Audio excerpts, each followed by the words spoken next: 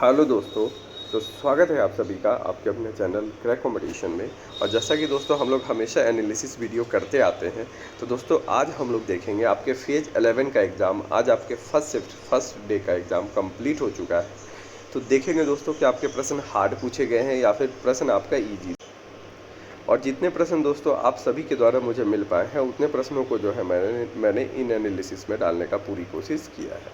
तो चलिए दोस्तों शुरू करते हैं। पहला क्वेश्चन आपका पूछा था सवाल ये था आपका कि कौन सी नदी जो है वो आपके अरब सागर में गिरती है, ये आपसे पूछा था। तो अरब सागर में गिरने वाली नदी में दोस्तों भारत में सिंधु है। सिंधु तो दोस्तों भारत के बाहर है, ये आपके पाकिस्तान में वाले रीजन में है। ताप्ती है और नर्मदा है। तो आप दोस्तों बताना कि आपके जो है ऑप्शन जो है वो कमेंट करके बताना कि क्या था। ओके, चलिए बढ़ते हैं नेक्स्ट सवाल पे। तो नेक्स्ट है आपका दिल्ली सल्तनत जो है उसका वास्तविक संस्थापक किसे कहा जाता है। इट मीन्स जो संस्थापक है वो तो दोस्तों आप सभी जानते हैं कि कुतुबुद्दीन ऐबक हैं, वो दिल्ली सल्तनत के संस्थापक। बट वास्तविक संस्थापक इट मीन्स कि उसे अच्छे तरह से प्रसार किसने किया दोस्तों दिल्ली सल्तनत का, तो उसका नाम है आपका इल्तुतमिश। ठीक है, और ये किस वंश से संबंधित था, तो ये आपके गुलाम वंश से था। ओके, चलिए बढ़ते हैं नेक्स्ट पे। थॉमस कप की शुरुआत जो है वो किस वर्ष की गई थी, आपसे सवाल पूछा था।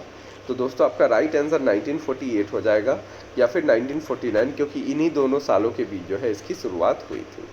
इसके अलावा बात करें कि वर्तमान में विजेता कौन है दोस्तों थॉमस कप का, तो ये बहुत इंपॉर्टेंट है और आपसे दोस्तों ये सवाल आगे पूछ सकता है।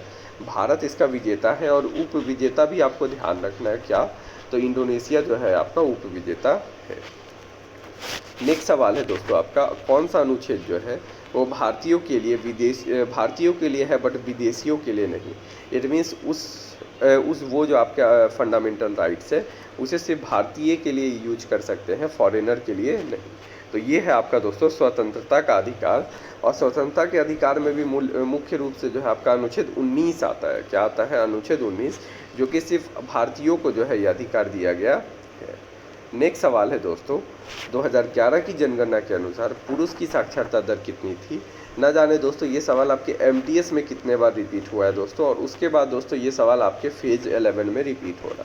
ठीक है, तो दोस्तों बात करें इसकी साक्षरता दर, तो 82.14% जो है पुरुष की साक्षरता दर थी। अगर दोस्तों महिला की साक्षरता दर अगर आपसे पूछे तो आपको ध्यान रखना है 65.46%। और भारत की कुल साक्षरता दर कितनी है वर्तमान में, तो ये है आपकी 74.04%। ओके, इसके साथ साथ दो सवाल और ये पूछ सकता है कि सबसे अधिक साक्षरता दर वाला राज्य कौन सा है, तो आपका आंसर होगा केरल। और सबसे कम साक्षरता दर वाला राज्य कौन सा है, तो आपका आंसर होगा बिहार। तो ये भी दोनों दोस्तों आपको ध्यान रखनी है। ठीक है, ये भी सवाल आपके पूछ सकता है।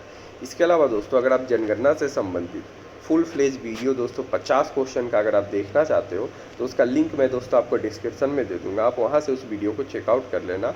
फिर आपके जनगणना से संबंधित एक भी सवाल छूटने वाले नहीं। तो चलिए बढ़ते हैं नेक्स्ट सवाल पे। नेक्स्ट आपका सवाल पूछा था सुधा सिंह से संबंधित कि इनका संबंध जो है वो किस खेल से है, ये आपका पूछा था। ये बहुत अच्छा सवाल था दोस्तों आपके एग्ज़ाम के लिए, और मुझे लगता है कि दोस्तों इनमें बहुत सारे स्टूडेंट जो है इसका आंसर नहीं दिए होंगे। तो इनका संबंध जो है दोस्तों स्टीपल चेस से है। ठीक है, और बात करें तो इन्हें जो है स्टीपल चेस के कारण इन्हें राय बरेली एक्सप्रेस के नाम से भी जाना जाता है। तो अगर राय बरेली एक्सप्रेस के नाम से जाना जाता है तो दोस्तों आप ये समझ चुके होंगे कि ये राय बरेली की होंगी। इसके अलावा बात करें दोस्तों तो इन्हें जो है पद्म श्री पुरस्कार के साथ साथ अर्जुन पुरस्कार भी दिया गया है। तो इन्हें अर्जुन पुरस्कार और पद्म श्री पुरस्कार दोनों से सम्मानित किया गया है। बढ़ते हैं दोस्तों नेक्स्ट सवाल पे।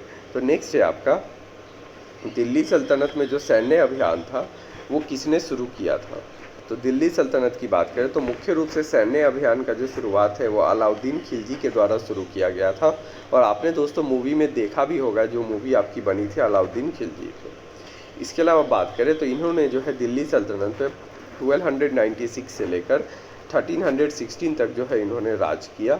ओके, और दोस्तों अगर आपसे एक सवाल और पूछे कि दिल्ली सल्तनत का पहला वंश कौन सा था, तो आपको ध्यान रखना है गुलाम वंश जो है आपका पहला वंश था। ठीक है, चलिए बढ़ते हैं नेक्स्ट सवाल पे। नेक्स्ट आपका है दोस्तों केलुचरण महापात्र का किस नृत्य से संबंधित है। ये सवाल भी दोस्तों आपका बहुत बार दोस्तों रिपीटेड है दोस्तों, MTS में बहुत बार ये सवाल पूछा गया था। तो ये आपके ओडिसी नृत्य से संबंधित है दोस्तों। इट मीन्स दोस्तों अब आपको क्या है कि अभी आने वाले जो भी CGL और CHSL के भी एग्ज़ाम होंगे उसमें दोस्तों आपको नृत्य को, जनगणना से संबंधित सवाल, ये सारे जो है आपको देख कर जाना है। नेक्स्ट है आपका जगन्नाथ मंदिर जो है वो आपके किस राज्य में स्थित है। तो जगन्नाथ मंदिर की बात करें तो ये आपके पूरी उड़ीसा के अंदर स्थित है, ठीक है। और साथ ही साथ बात करें तो ये मंदिर जो है भगवान जगन्नाथ, इट मीन श्री कृष्ण से संबंधित है।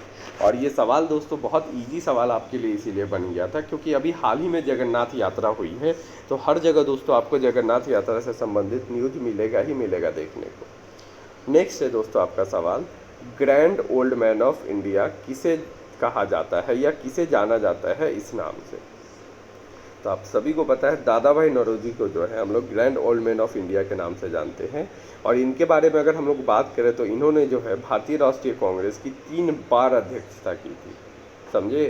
पहला जो है वो आपके कोलकाता में की थी 1886 में, दूसरा इन्होंने 1893 में लाहौर में, और फिर तीसरा जो है इन्होंने 1906 में कोलकाता में करी थी। तो आपको ये बातें ध्यान रखनी है कि इन्होंने कितनी बार अध्यक्षता की, तो 3 बार। इसमें सबसे ज़्यादा इंपॉर्टेंट है दोस्तों 1886 वाला, क्योंकि ये सेकेंड अधिवेशन था कांग्रेस का। पहला अधिवेशन की अध्यक्षता व्योमेश चंद्र बनर्जी और दूसरा दोस्तों आपके दादा भाई नौरोजी। तो ये आपको ध्यान रखना है। नेक्स्ट है दोस्तों आपका कि दोस्तों जिन भी शिफ्टों में दोस्तों आपका एग्ज़ाम हुआ हो दोस्तों, वो प्लीज़ इस नंबर पे जो है या तो व्हाट्सएप कर दे या फिर दोस्तों आप टेलीग्राम पे दोस्तों मैसेज करके बता दें कि आपके कौन कौन से क्वेश्चन एग्जाम में बन रहे हैं। जैसा भी आप दोस्तों बताओगे उसको जो है मैं PDF में शामिल कर दूंगा। और साथ ही साथ दोस्तों PDF के लिए आप हमारा टेलीग्राम ग्रुप ज्वाइन कर लें, वहाँ से दोस्तों आपको PDF टाइमली अपडेटेड मिल जाएगा, ओके। और दोस्तों अगर आपको ये वीडियो मेरी अच्छी लग रही है दोस्तों तो प्लीज़ इस वीडियो को लाइक कर दे, अपने दोस्तों के बीच अधिक से अधिक शेयर कर दे जिनका आने वाले शिफ्टों में एग्ज़ाम है 1-2 दिन में। और दोस्तों अगर आप इस चैनल पर नए हैं, पहली बार आए हैं दोस्तों, तो प्लीज़ इस चैनल को सब्सक्राइब कर ले, क्योंकि दोस्तों आपको इस चैनल पर प्रत्येक एग्जाम के एनालिसिस वीडियो देखने को मिलते रहते हैं। तो चलिए बढ़ते हैं नेक्स्ट सवाल पे। तो नेक्स्ट है आपका रानी ग्लाइदिन्यू किस आंदोलन से संबंधित है दोस्तों। तो ये जो है आपके हरका रिलीजियस मूवमेंट से आपकी संबंधित है। किससे? हरका रिलीजियस मूवमेंट, ओके। और इसके अलावा बात करें तो इन्हें जो है दोस्तों नागालैंड की रानी लक्ष्मीबाई के नाम से भी जाना जाता है। तो अगर आपसे पेपर में कभी पूछे कि नागालैंड की रानी लक्ष्मीबाई के नाम से किसे जाना जाता है, तो आपको ध्यान रखना है रानी ग्लाइदिन्यू को, ओके। चलिए बढ़ते हैं नेक्स्ट सवाल पे। तो नेक्स्ट क्वेश्चन आपका बना था सुल्तानगढ़ी, क्या सुल्तानगढ़ी का जो मकबरा है वो किसने बनवाया था, ये आपसे सवाल पूछा था। तो सुल्तानगढ़ी का मकबरा जो है यह दोस्तों आपके इल्तुतमिश के द्वारा बनाया गया था। और ये भी सवाल दोस्तों आपका बहुत अच्छा सवाल आज SSC पूछा है आपसे। और इसका निर्माण जो है 1231 में हुआ। और ये कहाँ स्थित है दोस्तों, तो ये आपके दिल्ली के अंदर स्थित है। नेक्स्ट सवाल है दोस्तों आपका कर्नाटक में जो अक्टूबर-नवंबर में कौन सा त्यौहार मनाया जाता है। इस प्रकार का कुछ सवाल स्टूडेंट ने भेजा है, बट ये जो क्वेश्चन है दोस्तों इसका आप लोग करेक्ट करके बताइए कि आखिर ये क्वेश्चन क्या पूछा था। तो बात करें अक्टूबर-नवंबर में जो है कर्नाटक में मैसूर दशहरा मनाया जाता है। जैसे आपके उत्तर भारत में जो है रामनवमी रामनवमी मैंने कहा, जो दशहरा जो मनाया जाता है 10 दिनों तक, इसमें जो है देवी दुर्गा की पूजा की जाती है। बट दोस्तों आप बताइएगा आपका क्वेश्चन क्या था। नेक्स्ट है आपका विटामिन ए जो है वो किस में पाया जाता है। तो विटामिन ए की बात करें तो ये आपके मुख्य रूप से अंडा, दूध, गाजर, पालक, पपीता, दही और सोयाबीन ये सब में पाया जाता है। इसके अलावा अगर आपसे दोस्तों बात करें तो इसका रासायनिक नाम क्या है विटामिन ए का, तो रेटिनॉल आपको ध्यान रखना है, ओके। और इसके अलावा दोस्तों आपको क्या ध्यान रखना है कि इसकी कमी से कौन सी बीमारी होती है, तो रतौंधी जो है इसकी कमी से बीमारी हो जाती है। और इससे एक सवाल और दोस्तों पूछ सकता है कि ये दोस्तों जल में घुलनशील है या फिर दोस्तों वसा में घुलनशील है। तो विटामिन ए, डी, ई और के ये जो विटामिन है ये आपके वसा में घुलनशील है। और बी और सी जो है दोस्तों ये आपके जल में घुलनशील विटामिन है, आपको ध्यान रखना है। नेक्स्ट है दोस्तों आपका सवाल मौलिक कर्तव्य जो है वो हमारे किस अनुच्छेद में दिए गए हैं, ये आपसे सवाल पूछा था। तो मौलिक कर्तव्य की बात करें तो आपका राइट आंसर होता है 51A या फिर हिंदी वालों के लिए 51 क।